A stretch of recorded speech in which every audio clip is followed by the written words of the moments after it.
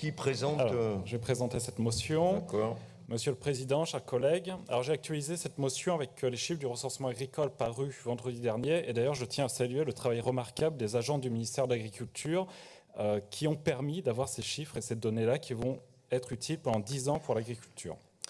La région Nouvelle-Aquitaine est en effet toujours la première région agricole de France, mais fait face à un déclin très alarmant. Depuis 2010, 19 000 exploitations agricoles ont disparu, soit un rythme de 5 par jour. En 1970, la région Nouvelle-Aquitaine comptait 250 000 exploitations agricoles. 50 ans plus tard, elles ne sont plus que 64 000. Et la baisse du nombre d'exploitations est plus marquée dans les spécialisations d'élevage. En 10 ans, la moitié des élevages bovins-lait et le tiers de ceux de volailles et d'ovins ont disparu. 15 500 ETP ont été perdus en 10 ans. Même la part des femmes dans l'agriculture recule de 1,5 point, malgré des politiques en faveur de la féminisation des emplois agricoles. La part des plus de 60 ans augmente de 5,5 points, montrant l'échec des politiques de transmission et d'installation.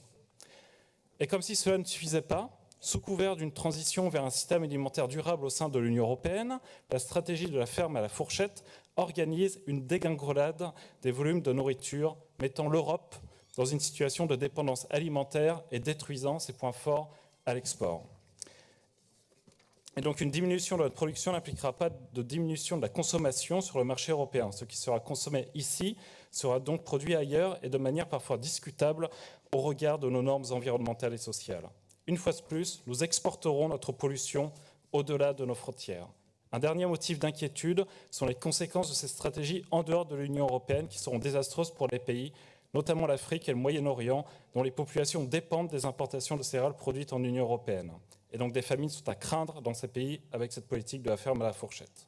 Et pour ces raisons, le Conseil régional de Nouvelle-Aquitaine doit demander à la Commission européenne un moratoire immédiat sur l'application de la stratégie de la ferme à la fourchette.